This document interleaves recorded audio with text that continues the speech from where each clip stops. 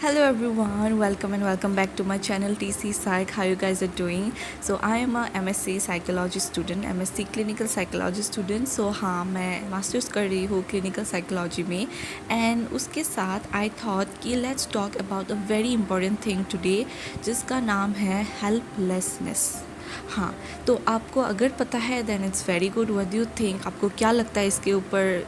Everything you can let me know in the comments. या फिर अगर आपको नहीं पता है so let's learn about this thing या फिर थोड़ा सा बात करते हैं इसके ऊपर बिकॉज आई एम श्योर कि आप लोग थोड़ा बहुत तो रिलेट कर ही पाओगे। So let's see what is this topic या फिर ये क्या है, हमसे क्या रिलेटेड है। And one important thing about this, मैं ज़्यादा नहीं बोलूँगी, बस एक चीज़ मैं बोलूँगी। सो अगर बेसिक से स्टार्ट करें कि व्हाट इज़ हेल्पलेसनेस, हेल्पलेसनेस है क्या, तो ये एक स्टेट ऑफ फीलिंग बोल सकते हो जहाँ पे हमें लगता है कि हमारे पास अपॉर्चुनिटीज़ रिसोर्सेज तो है एंड हम कर सकते हैं जो भी हमारा मन करता है, पर अगर हम अपना बेस्ट दे दे, सब कुछ कर ले, फिर भी उस एम में, उस गोल में हमें सक्सेस नहीं मिलेगा। हाँ, ये एक बहुत ही डीप बिलीफ बोल सकते हो जो हमारे अंदर होता है। बहुत सारे philosophers, mental health experts, professionals तो ऐसा भी बोलते हैं कि अगर अपने बिलीफ सिस्टम पे काम कर लो, दैट इज़ जो हेल्पलेसनेस फील हो रहा है ना कि मुझसे नहीं होगा, एंड इसीलिए हम अगर मेहनत भी करते हैं या फिर इन थिंग इज़ दैट हम बेस्ट नहीं दे पाते बिकॉज वो बिलीव है अंदर कि अगर वो मेहनत करे 100% वो बेस्ट दे भी दे then also we will not get the results. तो वो जो होता है, अगर हम उसमें पहले काम कर ले कि बिलीफ को चेंज कर ले एंड अंदर से लाइक रियली वी फील कि ऐसा बिल्कुल नहीं है, सक्सेस मिल सकता है, या फिर वो जो अटैचमेंट है, ऑब्सेशन है सक्सेस के पीछे कि क्या होगा मुझे अगर नहीं हुआ तो क्या होगा, वो जो बिलीव है, वो जो थिंकिंग है, ओवर थिंकिंग है, अगर उस पर हम काम कर ले देन देयर आर पॉसिबिलिटीज़ कि आप सक्सीड करो। सो ऐसा बोलते हैं। एंड आई ऑल्सो थिंक कि आप खुद ही सोच के देखो, है ना, कि अगर हम पहले से ही डरे हुए हैं, पहले से ही बहुत ही ज़्यादा स्ट्रेस, प्रेशर ये सब में है एंड फिर हम कुछ कर रहे हैं तो ऑफकोर्स कैसे ही हम बेस्ट देंगे, एंड छोटा सा काम भी वो भी बहुत बड़ा लगेगा क्योंकि ऑलरेडी माइंड में इतना कुछ चल रहा है, we are anxious, we are stress and all of this things, है ना। सो इसीलिए ये जो स्टेट है हेल्पलेसनेस, तो इसको अच्छे से समझ के हमें देखना चाहिए क्या हमें कोई भी एक काम में भी हो सकता है, नो मैटर कि ऐसा नहीं है कि this can be a part of a someone's personality, it can be but it may not be also. So अगर this is something that is there in you, then you can check and you can work on that first and after that on your goals. Also okay, there is a cycle of this helplessness जो कि बोलता है कि पहले हम अपना best दे दे, उसके बाद we experience failure. बेस्ट देना is first stage, after that stage 2 failure experience करना, उसके बाद क्या होता है उसके बारे में सोचता रहना, that is phase 3। तो वहाँ पे हम सोचते रहते हैं, you can say over thinking, and over thinking के बाद आता है स्टेज 4 विच इज़ प्रोक्रेस्टिनेशन, जहाँ पे हम चीज़ों को टालते हैं क्योंकि हमने फेल किया तो हमने उसके बारे में ओवर थिंक भी किया, तो उसकी वजह से ऐसा लग रहा है कि ये तो बहुत ही मुश्किल है, सो कल देखते हैं इसको या फिर बाद में देखते हैं, ये वाला एटीट्यूड आ गया। अभी स्टेज 5 में क्या होता है, एग्जॉशन। इस चीज़ पे एग्जॉशन होता है बेसिकली कि इतना ज़्यादा हमने प्रोक्रेस्टिनेट कर लिया, कब का फेल किया था हमने एंड अभी इतना टाइम हो गया कि इससे निकल ही नहीं पा रहे हैं, तो ये वाला थिंकिंग में ही हम एग्जॉशन फील करते हैं कि नहीं अब तो करना है, बहुत हो गया, तो ये वाला होता है।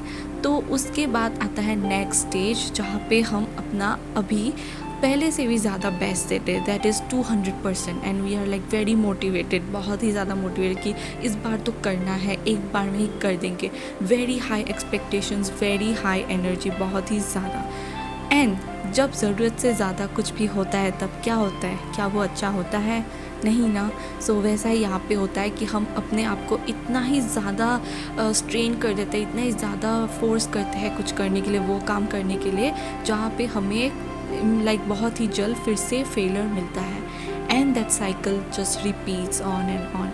तो ये हो सकता है एक हेल्पलेसनेस का cycle, and if you are also in this trap या फिर एक साइकिल में आप खुद को देख सकते हो, then you can relate to that, क्या ऐसा हो रहा है या फिर नहीं। तो अभी हमने जाना कि हेल्पलेसनेस क्या है, एंड अगर आप लोग रिलेट भी कर सकते हो या फिर आपने ऐसा सुना है या फिर वट एवर, तो आपको इतना तो समझ में आ गया, पर रिलेट करना, समझ में आना इतना ही काफ़ी है क्या? नहीं ना, सोल्यूशन भी तो चाहिए। अभी इंटरनेट पे भी देखोगे तो बहुत सारा सोल्यूशन मिल जाएगा वगैरह वगैरह।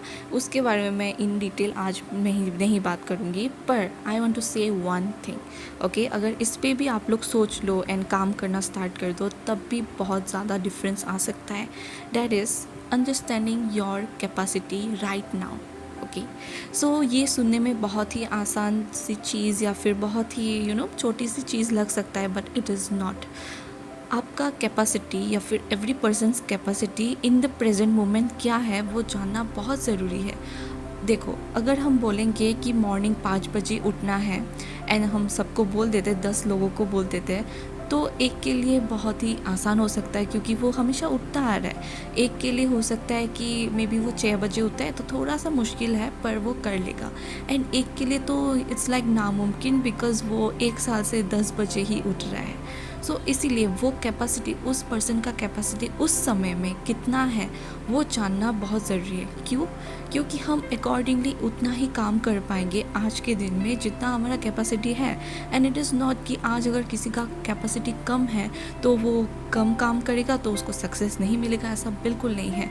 आज कम करेगा, कल थोड़ा और करेगा, उसके दिन फिर और करेगा, ऐसे ऐसे करते करते एक दिन जितना चाहिए, जितना मैक्सिमम लिमिट होता है कैपेसिटी का, वो पहुंच जाएगा। पर ऐसा नहीं है कि आज के दिन ही अपना सब कुछ लगाना है, क्योंकि तब वो फेल होने में बहुत ही इजीली वो फेल हो सकता है वो इंसान। सो ये बातें, ये वाला चीज़ आई थिंक कि हम ज़्यादा नहीं सोचते हैं एंड खुद को भी दूसरों से कंपेयर करते हैं या फिर खुद को ही ओवर थिंक करते रहते हैं, बोलते रहते हैं क्यों मैं ऐसा हूँ, ऐसी हूँ, थिंग्स लाइक दैट।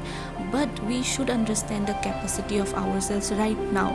हम क्या किस चीज़ से गुज़र गए हैं या फिर क्या हुआ है, या फिर मे बी हम जस्ट वो वाले रूटीन में हम फिट नहीं हुए, वो सेल्फ डिसिप्लिन वाला चीज़ें वगैरह हम में नहीं आया है अभी तक may be. So it's not your fault that वो सब नहीं आया है तो अभी आपको कंपेयर करना है and you have to be in this trap of helplessness. But understand your capacity and उसी चीज़ से अकॉर्डिंगली एक्ट करो। अभी इतना ज़्यादा फोर्स करने की भी ज़रूरत नहीं है, बस अपने कैपेसिटी को देखो, उसको थोड़ा थोड़ा पुश करो। एक दिन में ज़्यादा पुश करने से कुछ नहीं होगा, धीरे धीरे होता है and each day matters. So yes guys, that was it for today's video. आप लोग को कैसा लगा, हेल्पफुल लगा? क्या आप भी ऐसा सोचते हो कि बिलीफ जो हमारा होता है even in case of helplessness, वो बहुत ही स्ट्रॉन्ग फैक्टर होता है, वो बहुत ही इंपॉर्टेंट फैक्टर होता है। एंड ऑल्सो जो मैंने सोल्यूशन की बात की, कैपेसिटी की, जो हमारा right now in the present moment होता है according to each and every individual, सबका अलग अलग होता है। तो वो क्या सच में डिपेंड करता है हम कैसे आगे बढ़े और कैसे हम फेलियर से बचे एंड थिंग्स लाइक दैट। आप क्या सोचते हो? आप बिल्कुल कमेंट सेक्शन में बोल सकते हो। तो मैंने ये अपना एक ऑनेस्ट वाला जो मुझे फील होता है एंड जितना भी मैंने पढ़ा है उस हिसाब से मैंने आप लोगों के साथ शेयर किया है, बिल्कुल ही ऑनेस्टली। एंड बाकी सब आप लोग बोल सकते हो इन द कमेंट्स डाउन, मैं रीड करके आप लोगों को रिप्लाई करूँगी। एंड तब तक के लिए नेक्स्ट वीडियो, नेक्स्ट व्लॉग में मिलते हैं। सो bye guys and take care.